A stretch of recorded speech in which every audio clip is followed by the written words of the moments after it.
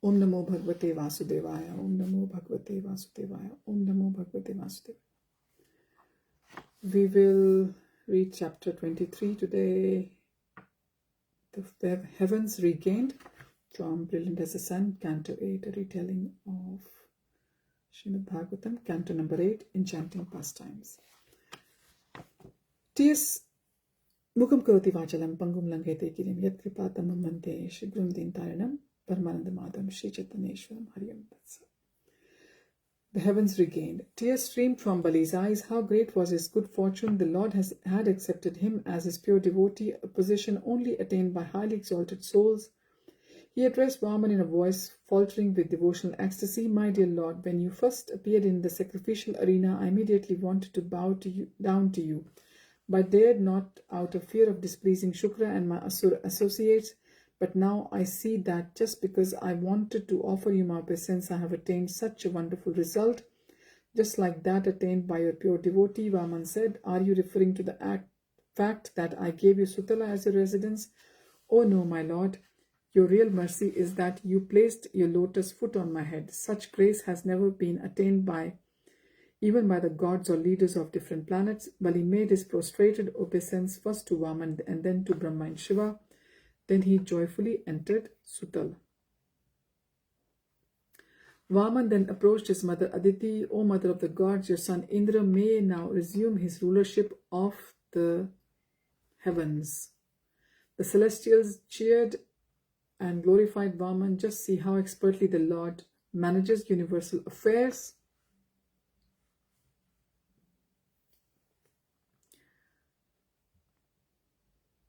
Prahlad had listened quietly while Vaman spoke to Bali. Now that everything was settled, he stepped forward to offer his prayers. Prahlad's heart overflowed with feelings of ecstasy. His bodily hair stood erect and his voice quivered. Wiping the tears from his eyes, he said, O supreme shelter of everything, even great personalities like Brahma and Shiva worship your lotus feet. I am astonished that out of everyone here, it is us Asuras you have promised to protect. I do not think you have ever shown such kindness to anyone, not even to Lakshmi, the goddess of fortune, what to speak of the celestials or common people.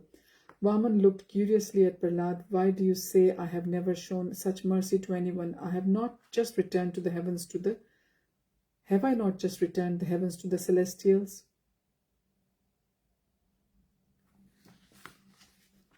Prahlad says, Oh, I know you have bestowed vast wealth and many powers to the celestials like Brahma and others. However, they have rendered such devotional service to you to attain this mercy. On the other hand, we Asuras are rogues and debauchees, always envious of others. I am astonished you would show us such great mercy. It is completely causeless. Vaman smiled, appreciating Prahlad's words. Then, assuming a perplexed look, he asked, So do you think I failed to deal with everyone equally? Did I show favoritism to the Asuras? Prahlad chuckled, My lord, since you are all-powerful, your pastimes defy logic. You are simultaneously equal to all while also showing favoritism. Oh, how am I equal to all? You are equal in three ways. Everyone's body in the material world is created by material energy. You know everything about everyone, and you are the source of their consciousness and life energy. I'll repeat. How God is equal to all? You are equal in three ways. Everyone's body in the material world is created by your material energy. You know everything about everyone, and you are the source of their consciousness and life energy. Vaman nodded approvingly and then asked, So how do you think I display favoritism? Among all the living entities you have created, you show affection for your devotees and not for others. Surely this is a fault in me, exclaimed Vaman. Not at all, replied Prahlad. This is a great quality, just as desire tree fulfills the desires of all who take shelter of it and not of those who do not. Similarly, you fulfill the desires of devotees who take shelter of you and not of others. Vaman smiled. Satisfied with Prahlad's reply, he said, My dear son Prahlad, all good fortune unto you, and for the time being, you also go to Sutala and enjoy the happiness with your grandson, relatives, and friends. Prahlad's face darkened with worry. Oh, my lord, out of fear of bad association, I have stayed aloof from the company of the Asuras for many years now. Vaman reached out and took Prahlad's hand. Dear Prahlad, your presence will be very good for Bali and his followers. You have nothing to fear, for you shall always see me in my Vishnu form with conch, disc, club, and lotus in my hand. Because of the transcendental bliss of perceiving me, you will never fall prey to materialistic activities.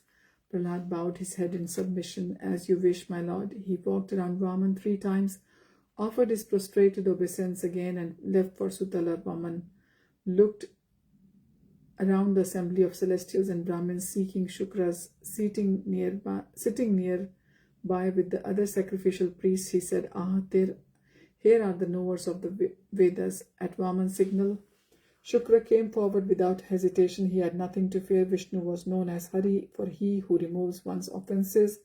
If he had committed any offense, Vaman would surely find a way of relieving him of it because of his connection with Bali. Vaman said, O best of the Brahmins, Acharya Shukra, kindly tell me, for what fault did you curse your disciple King Bali? Shukra took a deep breath. My lord, since the king is not present here to defend himself, I feel hesitant to accuse him of any fault. Vaman replied, there is no need for Bali's presence, for his faults and discrepancies can be nullified if judged before the Brahmins. Shukra spoke in a voice full of contrition. My lord, you both established the sacrificial rules and enjoy its results. If one fully satisfies you, there is no question of him making any mistakes in performing sacrifice. The fault was mine for having wrongly chastised and cursed him. Please forgive him. Vaman smiled. You may complete Bali's sacrifice now. If there were any discrepancies in its performance, please rectify them. Let it be done perfectly. Shukra looked up timidly into Vaman's face. Tears of relief and gratitude welled up his eyes. The Lord was allowing him to redeem himself. My lord, Shukra said in a faltering voice, even if there were discrepancies in pronouncing the mantras and observing the regulated principles regarding time, place, person, and paraphernalia, just by chanting your holy name, everything was rectified. Still, I shall obey your order, which is most auspicious and prime duty of all. Shukra bowed to Vaman and returned to his seat by the sacrificial fire. With the assistance of other priests, he began to compensate for the omissions in Bali's sacrifices. When the rituals was complete, Vaman beckoned Indra to come forward. My dear brother Indra, as requested by your mother, Goddess Aditi, I have retrieved your kingdom. I now return it to you. Brahma, Shiva, the assembled gods, sages, Pitris, Manus, and universal progenitors all collectively called out, all glories to Lord Vaman. Brahma said, to bring pleasure to Kashyap Muni and his wife Aditi and to do good to all the inhabitants of the universe, you have acted expertly for everyone's protection. With the unanimous support of everyone's present, Brahma continued, it is true that Indra is the king of the universe, but we all request that you remain with us to protect the Vedas, religious principles, our fame, opulence, auspiciousness, vows, and the process of elevation to the higher planets and liberation. Lord, we all accept you as a supreme master of everything. Vaman smiled in acquiescence and assembly erupted into a spontaneous display of joy. Amid much singing, dancing, and playing of musical instruments, and with the approval of Brahma, Indra invited Vaman to ascend his celestial aircraft. Indra was especially delighted that Vaman had agreed to return to Amravati with him. Everything had turned out better than before. He was reinstated in his position. Lord Vaman now protected him as he ascended the aeroplane. After the Lord, he felt supremely opulent, fearless, and fully satisfied. Brahma, Shiva, the celestial sages, Pitris, Siddhas, and all other celestials present loudly sang Vaman's glories as Indra's celestial plane soared toward heaven.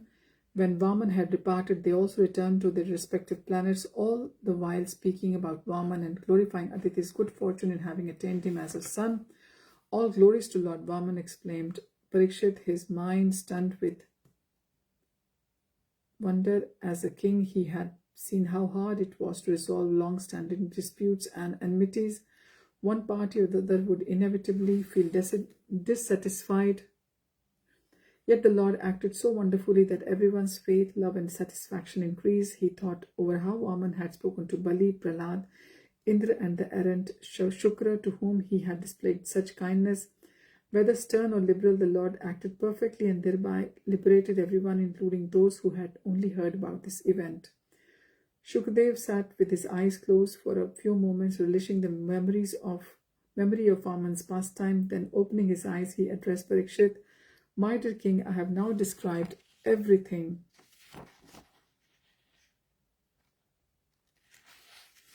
about the wonderful activities of the Supreme Lord Vaman, who those who hear about this are freed from all sinful reactions." "How glorious!" exclaimed Shaunak. "Just by hearing about this astonishing pastime, the beleaguered people of this age can benefit supremely. What need is there for any other welfare work?" One sage looked doubtful. Did Shukadev mean it literally when he said, "Hearing this narration frees from all sins"? Shaunak looked up at Sutta, waiting for his response. "My dear sages," said Sutta, "hear from me this verse which Shukadev quoted and which was originally composed by Vasishtha Muni. No one who takes birth in the material world can measure the glories of Lord Vishnu. Let me assure you, dear sages, if one hears about the extraordinary activities of the Supreme Lord in any of his various incarnations, he is certainly elevated to the higher planetary systems or even the supreme Vaikuntha planets."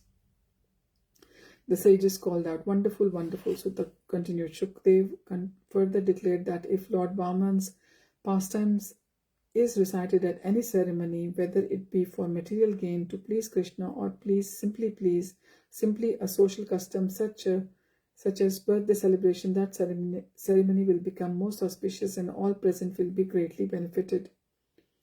Shaunak said, "It was certainly providential grace that sent you to us, dear Sutta. Before your arrival, we were most anxious about the future. You have given us great hope that we can bring relief to any soul in Kali Yuga who desires their good. If it pleases you, pray tell us more about the conversation between those two great souls, Parikshit and Shukadev." So this brings us to the end of chapter 23, The Heavens Regained. Hare Tat Sat. Hare Krishna.